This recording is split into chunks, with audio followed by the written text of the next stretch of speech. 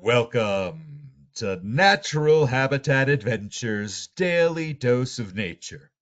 Today's topic, exploring the Galapagos through an African guide's eyes. Presented by NatHab Expedition Leader Lorraine Doyle. I'm your host, Rob Mess. Thank you for being here with us today. Take it away, Lorraine. Hi, Rob. Thanks very much indeed. It's really great to be here, and yeah, Happy New Year to everybody. Hope 2025 is a really good one for NatHab and all our NatHab guests. Um, so I know that this topic is probably very different from anything that I normally present on, being that African guide. Um, but I was very fortunate to be able to go on a natural habitat trip to the Galapagos at the end of last year. And I just would like to share with everybody something of that experience, and just from a guide's perspective and an environmental scientist's perspective, just what a truly incredible and remarkable place that it is. Um, so just to get started, um, perhaps just to give everyone an idea of where in the world we're talking about. Um, so we're talking about this little group of islands that sits approximately 1,000 kilometers, 700 miles off the coast of Ecuador. And then, so obviously sitting here with Colombia to the north, Peru to the south, and then yes, this tiny little archipelago of islands sitting out in the Pacific Ocean. Um, so just perhaps a little bit more of a close up. So this shows you the primary islands of the Galapagos, and as you can see, um, they sit essentially just below the equator. And this group of islands is an incredibly unique set of islands. I mean, they're probably the most scientifically or ecologically studied islands on the planet. So they have this really interesting position. So they're kind of equatorial, but they have the cool Humboldt and Cromwell ocean currents, which is now giving you upwellings of many, many nutrients that now create this whole mix of sort of temperate and tropical environments. And as a result of that, and you'll see as we go through this, some of the extraordinary types of scenes that you see. For example, things like penguins and cactuses, and other sort of combinations like that, that in many ways seem almost surreal. Um, so just in terms of a little bit of kind of overall geological history, if you will, the Galapagos Islands are volcanic islands. Some 5 to 10 million years ago, the tops of these underwater volcanoes started kind of appearing above the water for the very first time. And I actually found this visual, which I think shows it quite nicely, is that you have this hot spot in the mantle that's essentially upwelling magma. And the Nazca Plate, so you have all of these plates as part of tectonic, continental tectonic plates. And the plate that the Galapagos are sitting on is known as the Nazca Plate, and it's actually moving towards mainland Ecuador. And you've almost got this little conveyor belt going here. So if you look at this graphic in front of you, the islands like Hispaniola, Santa Fe, those are much older islands than those of Isabella and Fernandina. So you've got the stationary hotspot, you've got the formation of this island, and then as the plate is moving along, so that island is moving along. And so you have these more ancient islands kind of on the eastern side, and then you have the younger islands on the west. So I don't really want to dwell too much on kind of that side of the Galapagos, because it isn't really my area of expertise. From a scientific perspective, I know a fair amount about it.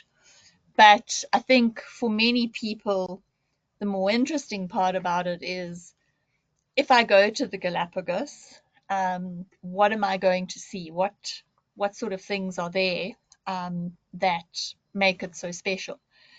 So the trip that I went on focused on the eastern islands. So if I just take you a step back, so we were looking at islands like Floriana, Española, San Cristobal, Santa Fe, Santa Cruz, this little islet called Bartolome, and then obviously North Seymour, which is where you land, and then the island of Baltra. So focusing on these sort of more eastern, so the older islands. And then, so we didn't go onto these western islands or up here to places like Genovesa. So just to contextualize where we were. Let's just carry on here. So one of the things that makes the Galapagos so unique is that because of where it is and how animals got there, it is one of, if not the only place on Earth currently where you have a far larger number of reptiles than you would do mammals, terrestrial mammals. You have no amphibians. You have birds, and then you obviously have marine mammals. And the reason for that is that whatever got there, like iguanas or tortoises, those sorts of things were able to survive for periods of time, 3 weeks, maybe even longer in the case of tortoises, in the ocean. So they were able to raft over to where the Galapagos is. If you are a mammal, you cannot go without water for 3 weeks or more, which is potentially how long it would have taken to get across, unless you were a very small mammal like the rice rats. But as a reptile, because you're an ectotherm, much less food requirement, water requirement, and therefore more likely to survive. And so you have this incredible assemblage of reptiles there. And in terms of mammals, this incredibly low diversity of mammals. And then a mixture of birds, both ocean going and then some of your terrestrial species, which we'll have a look at. So the Galapagos brown penguin, so there's actually a few thousand pairs of these, and you see quite a lot of them. They're really fascinating to watch when they dive in and they are catching fish. So that's one of the bigger birds, really, that you see there. And then this is this beautiful bird. This is a swallow-tailed gull. It's endemic to the Galapagos, and so I think when we talk about the Galapagos, the term endemic comes up pretty much all the time. And endemic means it occurs only there and nowhere else on Earth. And so the Galapagos has this incredibly high level of endemicity, which again makes it incredibly special. So you can see these swallowtail gulls all around the archipelago. What's really interesting about them is that they feed primarily at night. So they will feed on things like small squid and fish in the sort of surface area of water, but they fish at night.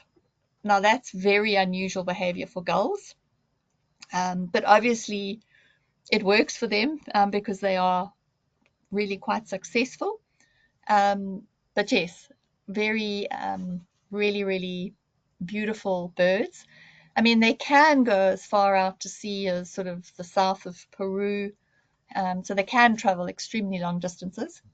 But you also see them on the islands, sort of, if they're nesting, they'll be on the cliffs on the sides of the islands. So I think for me, this was like one of the um, really quite amazing moments. I mean, I've never seen a frigate bird. I know that frigate birds are found in other Pacific regions and actually in the Indian Ocean areas, but it really was quite extraordinary to see them. So there's actually two species in the Galapagos. So the magnificent, which this one is, and then also the great frigate bird. Um, and it was also really quite extraordinary to watch them chasing other birds. So they chase, like, for example, the blue-footed boobies. They're actually really good thieves. So the way that they will get quite a lot of their food is they'll steal it from other birds that have already fished. So they don't have any waterproofing on them. So they have to be very careful, because if they were to just dive into the ocean and fish, they would probably drown, because they don't have the ability that other birds have to waterproof their feathers. So yeah, they'll also follow the boats around. If there's any leftovers, they are so they're, to some extent, they're scavengers. But so this male was in the process of displaying to females, and yeah, has this enormous gular sac that they inflate, and yeah, really quite incredible looking birds. And then this is a juvenile. So you can just see they have this incredible hook on the end of their beak. Just makes them pretty efficient at getting food away from other birds. So one of the things, so obviously the blue-footed booby is not the only species. You have red-footed boobies, you have Nazca boobies, and others.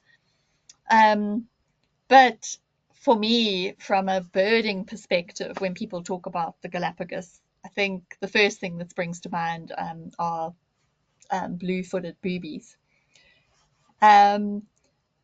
I was quite interested as to where their name came from, and apparently it came from the fact that they're pretty clumsy on the ground. Um, and it seemed to the derivative of the name may have come from the Spanish bobo, which means silly or stupid. It's probably a bit of an unfair term, but yeah, that's possibly where it came from, because they're not, it's true, they're not very elegant on their feet. But they are incredibly aerodynamic in terms of entry into water, and skilled at catching fish. So what they might lack on land, they certainly make up for in the water. So this one, so they have this kind of classic posture from a mating perspective. I don't actually think that was particularly necessarily what was going on here. Watching the bird, it almost looked like it had more of a sort of itch behind its head, and that's what it was doing. But it is quite extraordinary to see these blue feet. It's a very unusual color to have in the bird world in feet, and I think that's another thing that makes them quite incredible.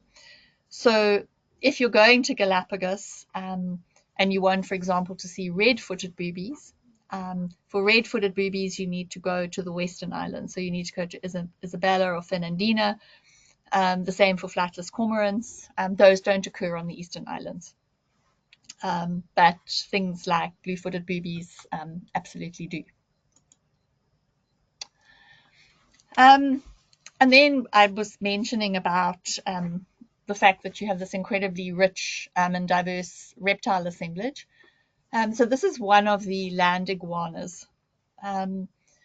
Now, there's many theories about how the land iguanas got there. Most likely that they floated out on vegetative rafts. And there there's a number of different species of land iguanas on the islands. Sort of two that have been well known or known of for a long period of time. And then on Wolf Volcano at the northern end of Isabella Island, up until I think it was first seen in around the late 1980s and then only studied in the 2000s, is the pink iguana, which obviously we didn't go to those islands, so didn't see.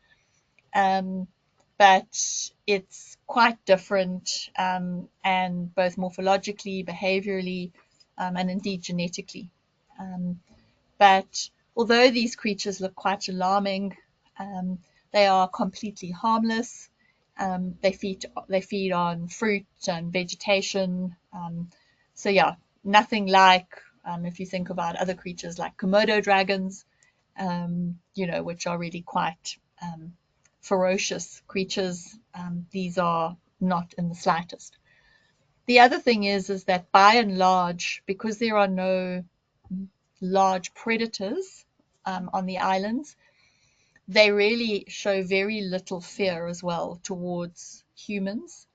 You can get incredibly close to them. I mean, there's a set distance that you're allowed because that's ethical, but they don't behave in the way you would expect other reptiles to do, or any other animal for that example, who would just run away.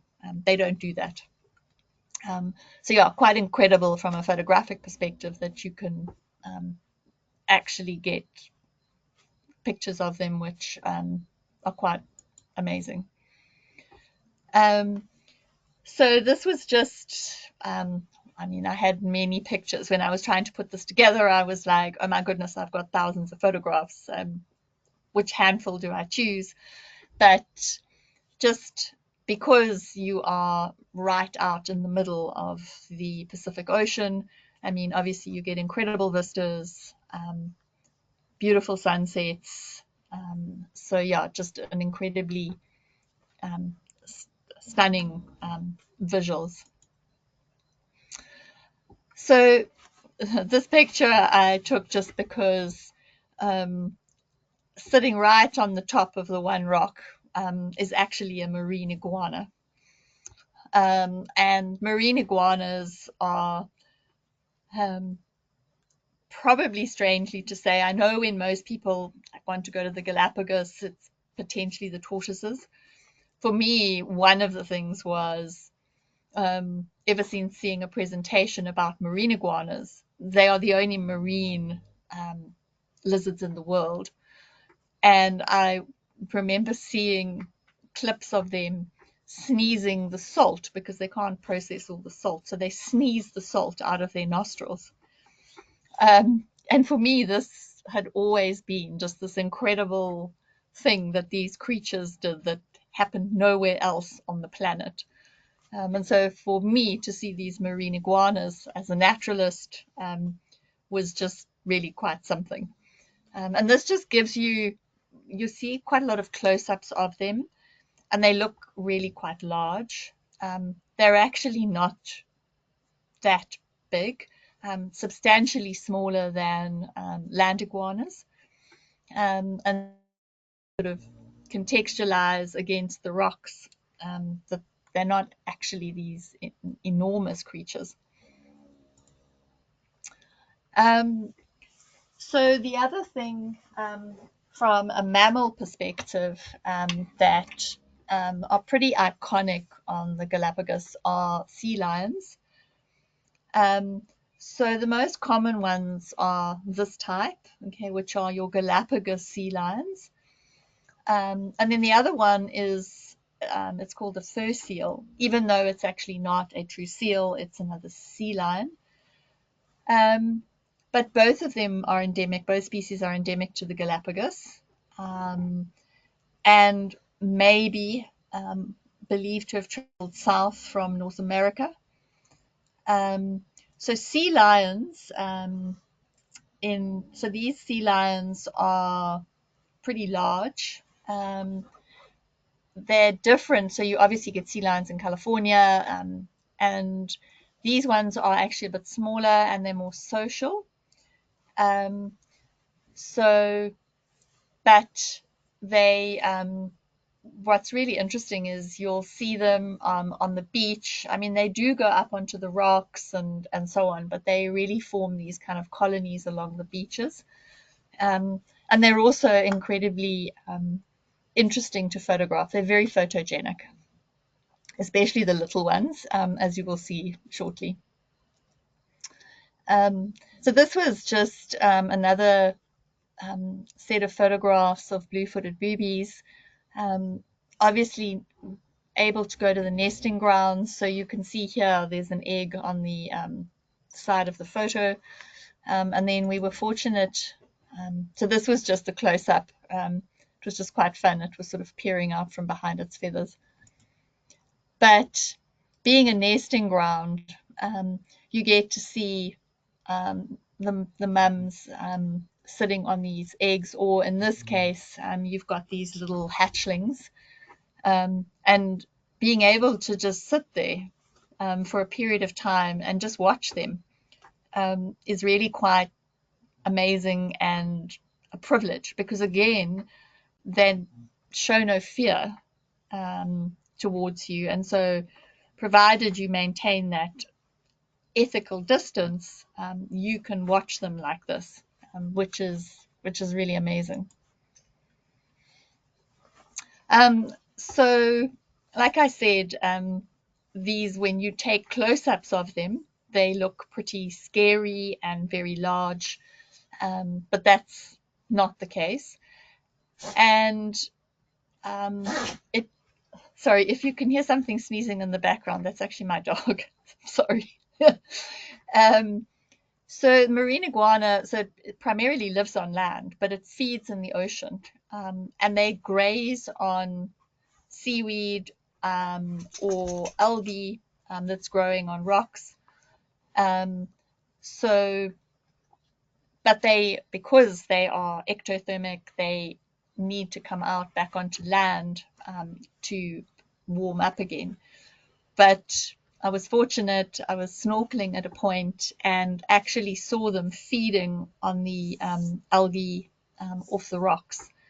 And so, yeah, just amazing to see this animal, which is, say, the only one in the world that is seagoing, actually watching it feed underwater. It's pretty incredible. So this is just one of the trails that we went on, and so yeah, they have these little signposts. So this is Isla Lobos, and then again, we said everything about the Galapagos is pretty unique.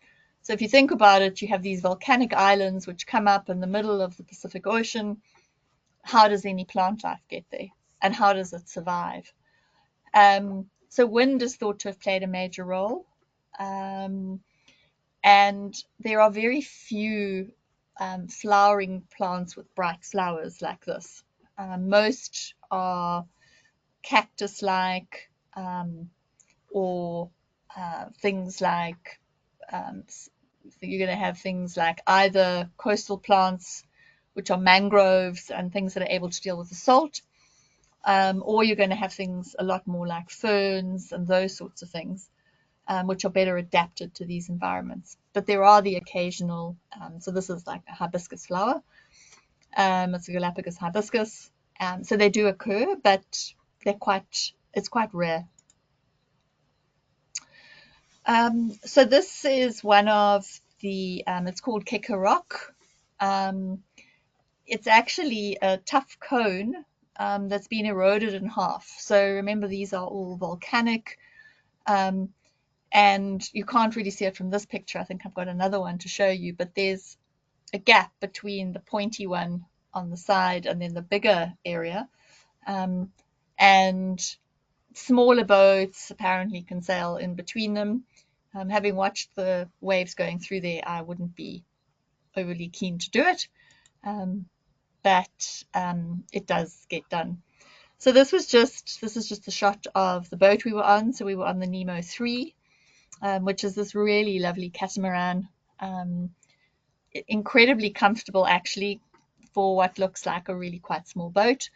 But yeah, just really cool place to spend time because it's a small boat. So not a lot of guests, and yeah, just a really good time to have the experiences, I guess. So as I said, this was sailing away from Kicker Rock, and you can see here that very clear split between um, the smaller portion on the left and the larger one on the right. So this was just one quick photograph that I included just to show. So essentially, there's 14 guests. Not everybody's here, but that's pretty much the absolute maximum number of guests that you will ever have on a boat like this one.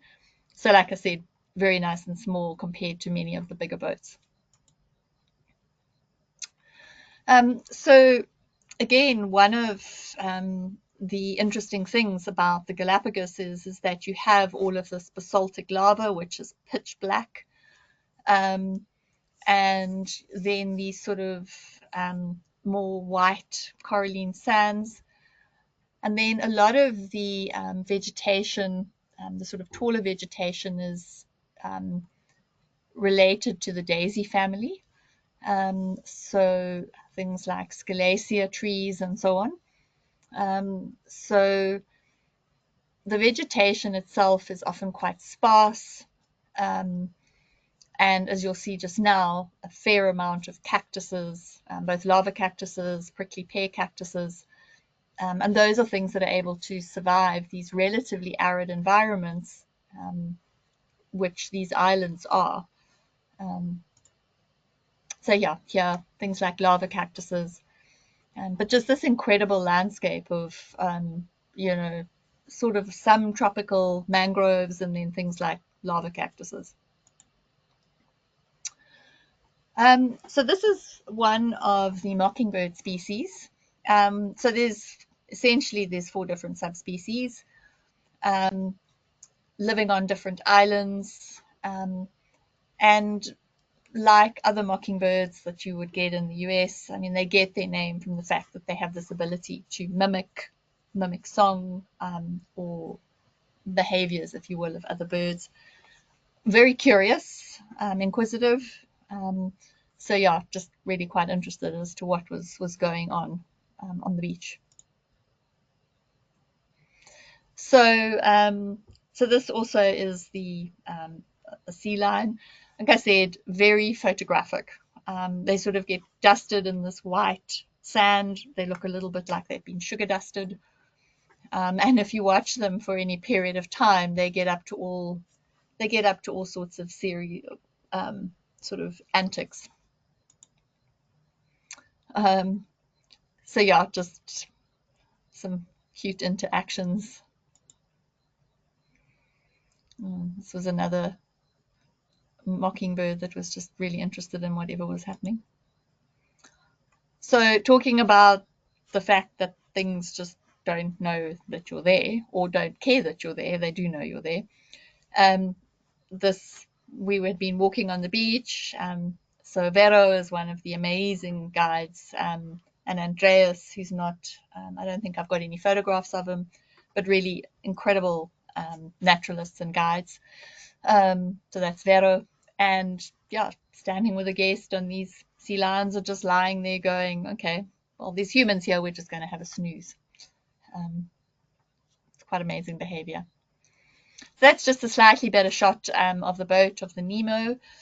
And you can see this beautiful crystal clear water. So the waters are very clear. I found the water very cold, but I am a Southern African, and I think it caused a fair amount of humor that when I would go in and snorkel, I would go in two wetsuits, one on top of the other, with booties, a hat, gloves, and then I was happy. Yeah, apparently, and it wasn't the coldest time of the year there, but I did find the water quite cold. But I'm probably not a great example, because for me, sort of the Indian Ocean is what I would normally be used to, and it's quite a lot warmer. Um, so this is just another sort of close up of a marine iguana. You can see they actually get this, they start getting more colorful as they get older. So you start seeing these reddish type of tinges appearing on them, as you can see here. And then you get a number of different species of lava lizards. I think there's 7. And what's interesting, sort of biologically, is normally in lizards or reptiles, the males are the more colorful ones, not the females. But this is actually a female lava lizard. So the females here are more brightly colored. The males appear, I have got one photograph, they're sort of more ornamented. They have more scale patterns, a little bit more ornamentation on them. But they don't have the bright coloration that the females have. And then you get the Sally Lightfoot crabs. Also, very many of them, this beautiful, bright crabs that just are kind of everywhere on a lot of the rocks and places. So the most colorful iguanas of all occur on Hispaniola, and they get kind of more green and red on them, and they often get called Christmas iguanas. But they, as I say, they become more colorful as they get older, and they've been known to live to up to 50 years, so they can get pretty, for a reptile in this environment, that's a pretty long time. So you can see this one is starting to look a little more colorful. I think he's also going through a bit of a shed because there's some patches here that look quite patchy. But you can see there's quite a lot of this coloration of red and green on them. And very often you'll find them lying one on top of another on top of another. Again, that's all to do with thermoregulation. And then I said that the sea lions are really cute, especially the little ones. And this was a particularly cute encounter. This mockingbird, so there's quite a lot of flies and things that will pester the sea lions. And so this mockingbird landed on this sea lion youngster. And this youngster was like, okay, so what are you? And then obviously, I don't know whether the bird startled, but the bird took off. And the sea lion is still looking at the mockingbird. And then finally the mockingbird landed on the other side. And I'm guessing from this picture, it actually had found something maybe by one of the whiskers, and was starting to like pull whatever it was off. It was actually joined by another mockingbird that came along as well. They stuck around for a bit longer and then took off. But those kind of interactions that happen between animals, doesn't matter whether you're in Africa or you're on the Galapagos, those are always the things that, from a guiding perspective, I think are really interesting to watch those interactions happening. Yeah, and again, just really interesting to watch how this little sea lion was behaving, almost like sucking its thumb. I mean, I know that's anthropomorphic, but it certainly seemed to be that sort of behavior. Watched for quite a while, and it kind of did this in varying poses. Also, so the sea lions tend to do this sort of backward movement of their head, which the fur seals don't do. So yeah, this is, as I say, quite a common sort of posture that the sea lions will do, but the fur seals don't. So this is the other species of booby that we saw quite a lot of. This is the Nazca booby. Incredibly white bird. So quite difficult to take photographs of and retain any level of detail in your white, but just because they are just so pristine white. This again was a breeding colony. So you can see this one is sitting on an egg. I'm not quite sure what, something was happening with the feather there. But as you can see, this is clearly a nesting area, just a ton of guano, and yeah, a cacophony of noise. So this is the waved albatross. This is a chick, kind of, well, juvenile. It's going through its molting stages, so it's not looking its prettiest. So it's known as the Galapagos albatross as well as the wave albatross. It's endemic, and the largest colony in the world is on Hispaniola. And so that's where we saw them. Their preference for Hispaniola, there's sort of a lot of eroded open field, if you will, of rock on the island, which gives them sort of more ground if they, if they now need to take off. They've got this massive wingspan, and so it's just better suited to them.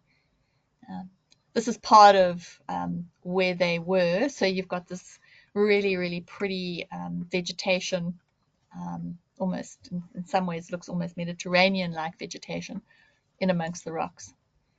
And then one of the juveniles sort of starting to strengthen up its wing muscles, getting to a point of being able to learn to fly, and then at some point having to pretty much launch off the edge of a cliff and glide away from there and start to fly. So this is sort of, the typical ugly duckling.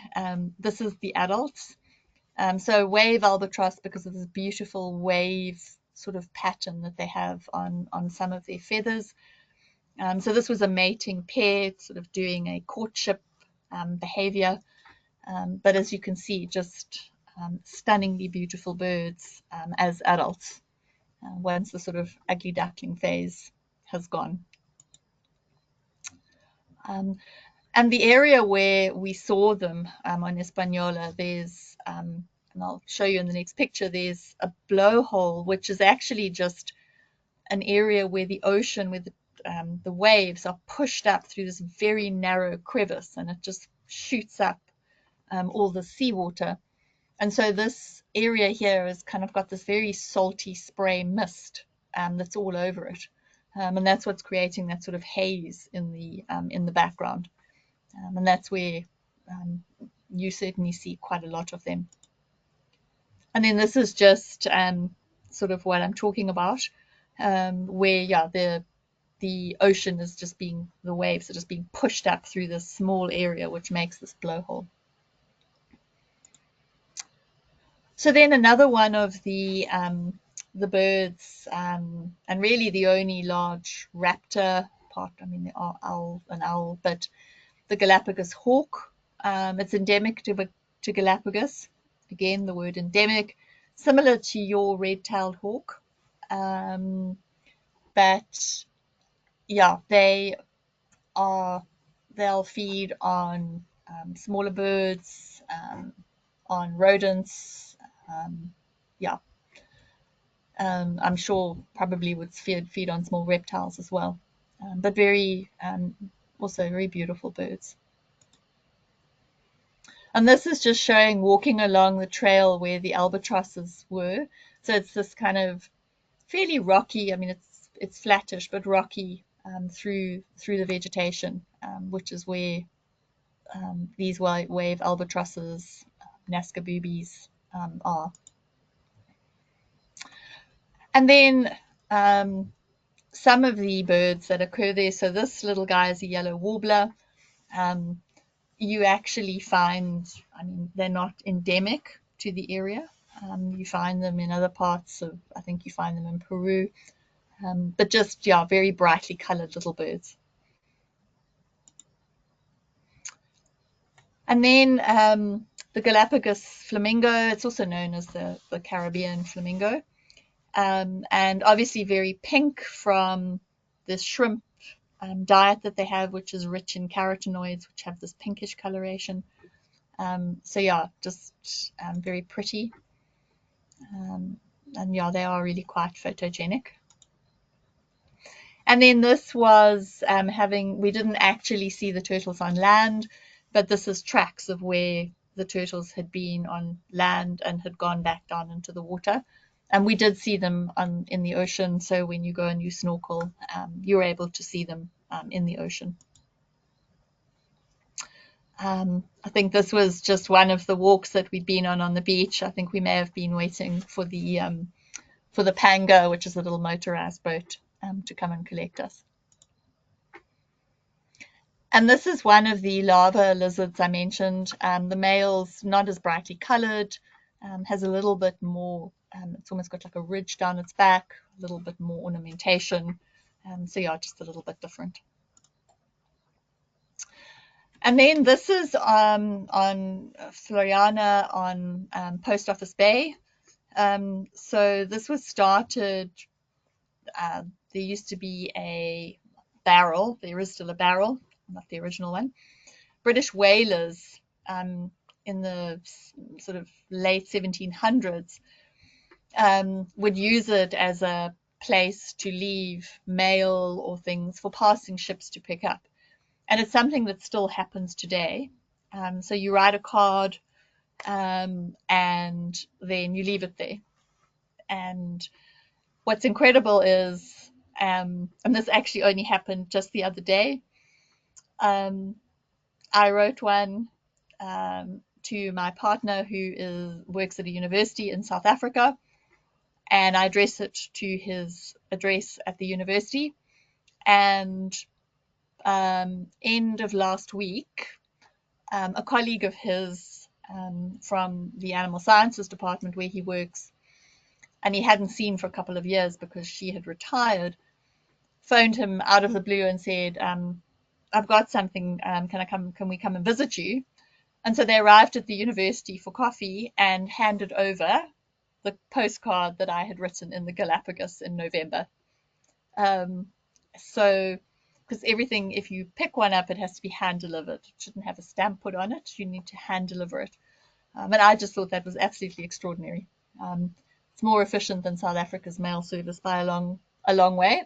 And so it made it from the Galapagos to South Africa in sort of 2 and a bit months. So it's really, really cool. This was just another I think I took this picture because this particular marine iguana was just looking very smug. And then this one, I mean, it wasn't chasing whatever this insect is because I don't eat insects. But yeah, it just sort of took to the water, and then there was this little insect flying in front of it. And then obviously the giant tortoises, probably one of the most famous animals of the Galapagos. So the archipelago actually is named after tortoise. I think the word Galapago is an old Spanish word for tortoise. So we think there's probably 12 remaining or extant species in the Galapagos. Obviously, the Pinta Island tortoise was the famous Lonesome George, who died in 2012. But essentially, you get sort of 2 groups of these big tortoises. So they either are domed, like this one, or they are saddle-backed. I've got a picture of saddleback ones from the Charles Darwin Research Center. So this was part of where we went to tortoise camp. So on Santa Cruz, where NatHab has a tortoise camp. They're also involved. Oh, that's Andreas talking there. So This is part of a reforestation project. It's the scalacia trees, and very important vegetation for the survival of many things on the islands. And it's a project that Natural Habitat has been involved with since 2022, I think. And so part of funds that come from trips there of guests are used to go back into trying to recreate these scalacia forests, bearing in mind that in many places, as everywhere, there has been a fair amount of destruction of natural vegetation. So that's part of where the tortoise camp is. So these were just a few more. It really is incredible, and as well that these are free roaming, and so you'll sometimes see a tortoise grazing next to a cow. Again, just those weird sort of events that you don't really expect. Digging. Yeah, just sort of an overall picture of where they are. This was also there, I mean, not related to the tortoises per se, but because of the geology, you get these sort of lava tubes or tunnels, so you can actually walk through these tunnels that were created by the lava. So this is a saddleback tortoise. So you can see, so these were some of the tortoises from the drier islands where they needed to stretch their necks up much higher to reach any form of vegetation. This was taken in the Charles Darwin Research Centre. So there's a lot of work being done to try and get these tortoises restored to viable populations again, to, in some instances, even to identify which islands they actually belong to, because many of them had been removed historically. I was talking to one person there and was saying that at some point, I think it was related to the oil industry, it was kind of the thing to be done was, well, what can the Galapagos and Ecuador give to big oil companies? And it was like, well, we'll give them giant tortoises. And then ultimately these giant tortoises being returned to the Galapagos, but nobody really knowing what their history was or which islands they came from. So there's a lot of work being done. I just liked this particular photograph because it honestly looked like he was sticking his tongue out and didn't appreciate having his photograph taken. This just gives you a little bit more. I was talking about the fact that there's so many sort of cacti, prickly pears. And what's interesting as well is that a lot of the spines on these sort of prickly pears are not as hard as you would expect on some of the prickly pears in other parts of the world. And so it's more usual to see birds and things feeding around them than you would normally be expecting of sort of on some of the prickly pears that occur in other parts of the world. This was just another picture on that same area of these sea lions. I just can't believe that that was actually comfortable for the one hanging its head over the edge. So this is the other species of land iguana. You can see this almost looks like they've got this row of rather large teeth, which they don't. Those are purely scales and it's just a pattern. But yeah, quite a lot paler. Yeah, and just so this very dark eye, very photogenic. So this is a Galapagos dove, endemic. So you often see them on the ground. They don't really seem to like to fly. And it was interesting if you start reading some of the books from a long time ago, the sailors would say it was really bizarre because these birds would come and land on people because they had no fear. They seem to be slightly more cautious now, but they certainly don't scatter like you would expect doves in other places to do. So this is one of the species of Darwin's finches. Perhaps the Galapagos was in many ways best known for Darwin's finches and what came ultimately in terms of natural selection. However, what's interesting is that a lot of the work that persuaded Darwin into his theory of natural selection was primarily work done on mockingbirds, not on finches.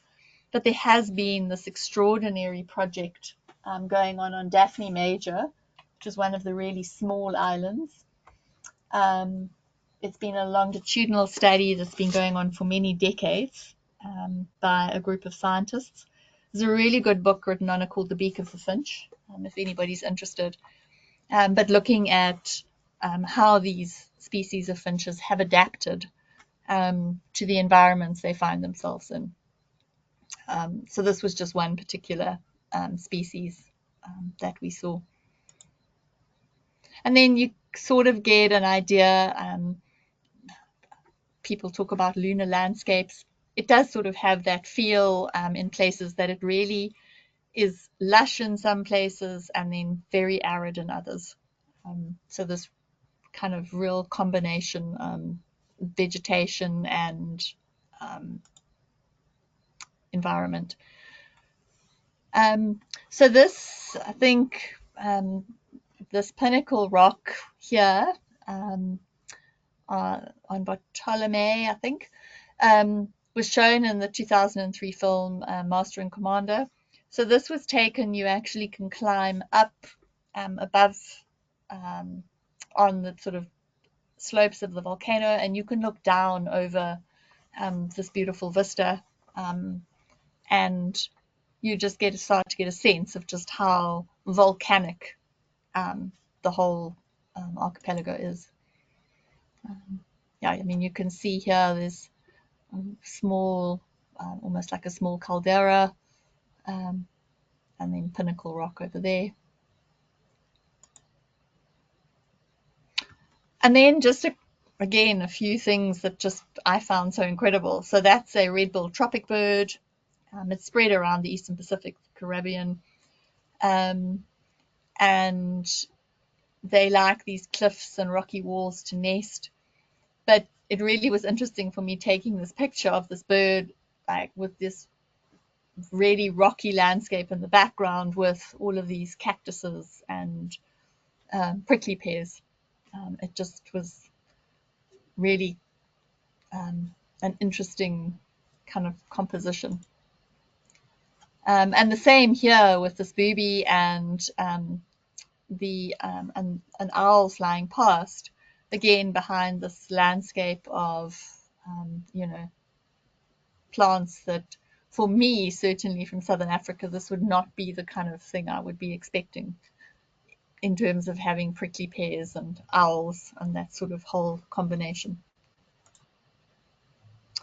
And then this is, so I spoke about the fact that there are the Galapagos sea lions and that these are fur seals, even though they actually are sea lions.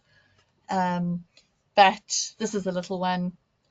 These guys are much more sort of closely tied to the ocean areas, to the rocky areas. So a lot less, you see a lot less of them. I mean, we saw a handful, whereas we saw many, many, many Galapagos sea lions.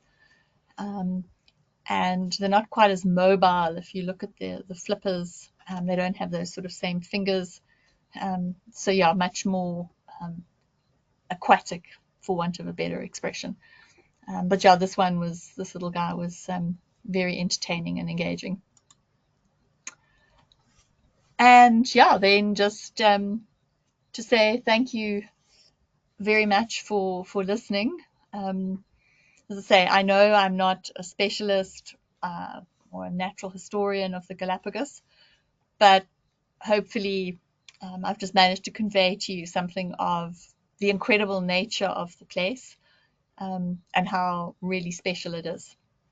So thanks, Rob. Back to you. All right, Lorraine, thank you so much. Now, before we dive in with some questions, I would like to remind everyone that if you do have some questions, feel free to enter them in the question field in your control panel on the upper right corner of your screen. All right, let's jump into some questions while we have some time. So, what time of year did you go on your trip? So I was there at the end of November into the beginning of December. Um, so I mean, the weather was very pleasant. Um, it was warm but not excruciatingly hot. Um, and I think for a lot of people, the water temperature was a good temperature. Like I said, I think it was just me being a bit Southern African. But yeah, so I was there end of November, beginning of December. And do we know what the best time of year to go on a Galapagos trip? Is it a year-round trip as well?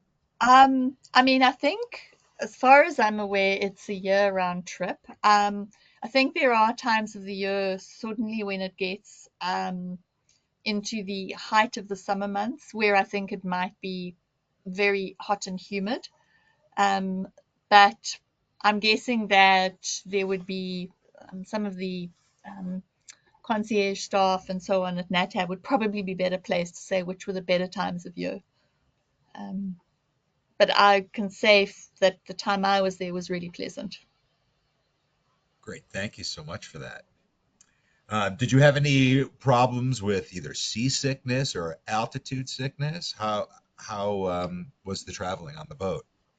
No, so I mean the traveling on the boat was fine. Most of the long distance traveling between islands of any distance is done at night. On occasion, the captain would put up the sail. I mean, even though they're obviously under motor, but that stabilizes the boat, stops it from yawing. But there were occasions where, more as a precaution than anything, I took anti seasickness tablets. But there were a couple of people on the boat who got, I would say, very mildly seasick, but there was nobody on the boat who was like really ill at any point. And when we flew into Quito, I personally didn't suffer from any altitude. I had no altitude issues. Um, but I guess with all of these things, if there's a potential risk for it, it probably is worth carrying the medication in case. Good to know. Thank you. So, you talked about a couple of different birds, like the boobies, and do we know Mm. why they limit themselves to certain islands and don't seem to fly as much to the other ones? Is it because of resources or nesting? Do we know why? So I think there's probably a number of different reasons. And so, for example, birds like the boobies you find on many of the islands, um, but not necessarily all of them. And I think it just, again, it comes down to they find a niche that is suited to them. And once they've established themselves in that niche, um, then at some point that niche is full and there's only a limited amount of space. And so there's no, either there's no space or there's no need because you have the resources that you want in the place where you are to move from one island to the other. Um, so I think that's probably a part of it. I mean, a lot of the more um, pelagic birds, so things like your gulls and those, I mean, they will move more freely from island to island. Um, but again, a lot of these islands are not directly, they're not right next to each other. There's a fair amount of distance between them. Um, and so things like boobies as well, I mean, they dive and swim really well, but they don't fly particularly well. So just thinking about long distance flying, I'm not sure that's something that they'd be particularly good at. Great, thank you. So, a lot of great comments, and people loved your pictures. I do have a couple of camera questions. Um, Hmm.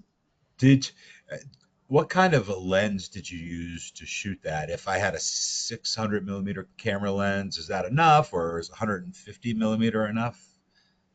So I mean, I used a couple of different lenses. So it's one of those places where you've got some that you really want a wide angle lens for, any of the scenery shots and so on.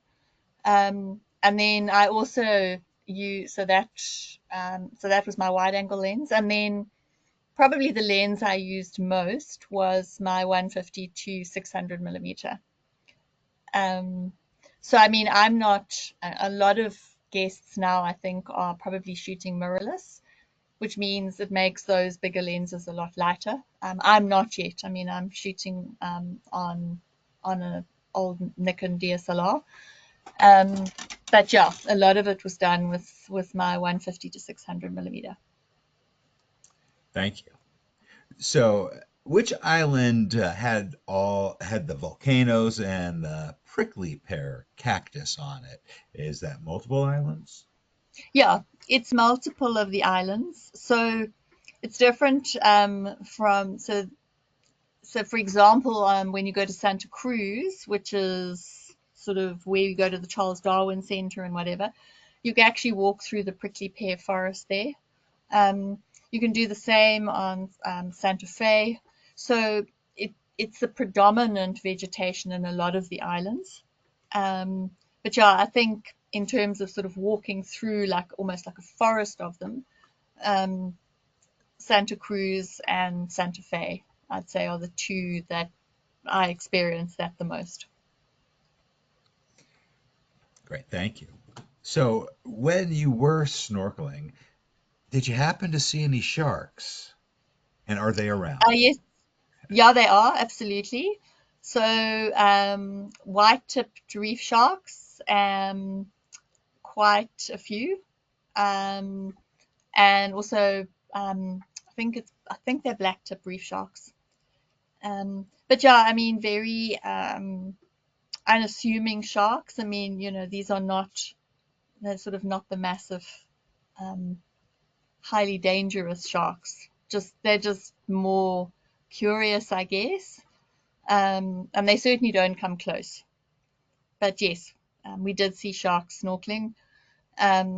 One lady, I mean, a couple of people managed to see octopus, um, but lots of beautiful fish, lots of and some rays as well.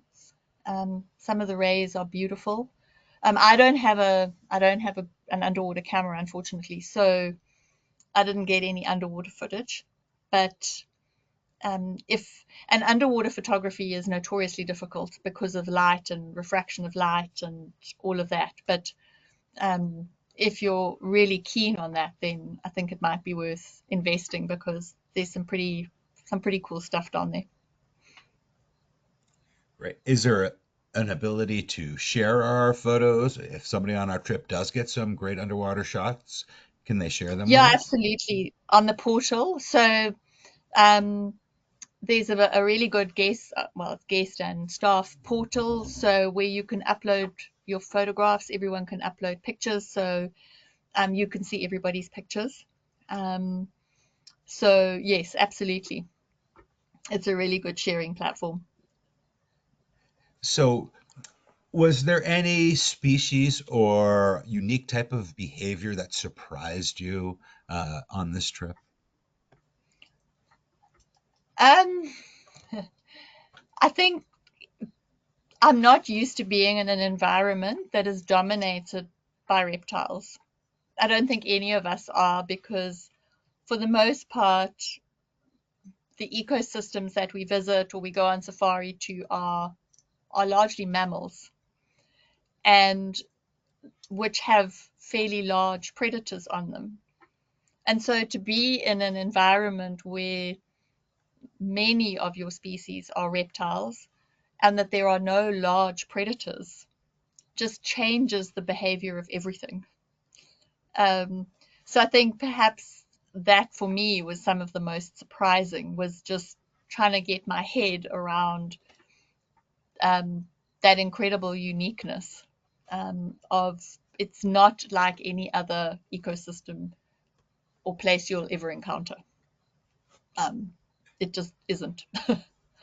So yeah, I think those were the things that kind of really made the most impact on me.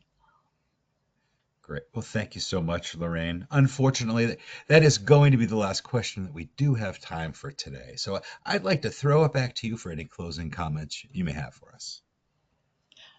Yeah, just to say thanks again, Rob, for the opportunity. And also, if people have questions that they would like to ask, I'm more than happy if people want to email. I'm more than happy if they, to answer any questions people might have. Primarily, obviously, from an experience perspective and a certain amount about the animals and plants and things. Um, but yeah, very happy to answer any questions. But thank you. And Lorraine, thank you so much for taking the time to present for us today. And I'd also like to thank everyone who joined us today. If you are interested in information on how you can travel to the Galapagos with NatHab, please give us a call at the number on your screen, or you can send us an email at info@nathab.com. Our adventure specialists are happy to help you out. And if you're part of a photo club and would like NatHab to speak to your members about nature and travel photography, email us at webinars@nathab.com. Join us tomorrow for our next Daily Dose of Nature. You can check out this week's lineup, including registration links, on our website at nathab.com/webinars. We did record today's presentation, and we will have the replay available on our website soon. With that, I will conclude the webinar. Goodbye, everybody. We'll see you next time.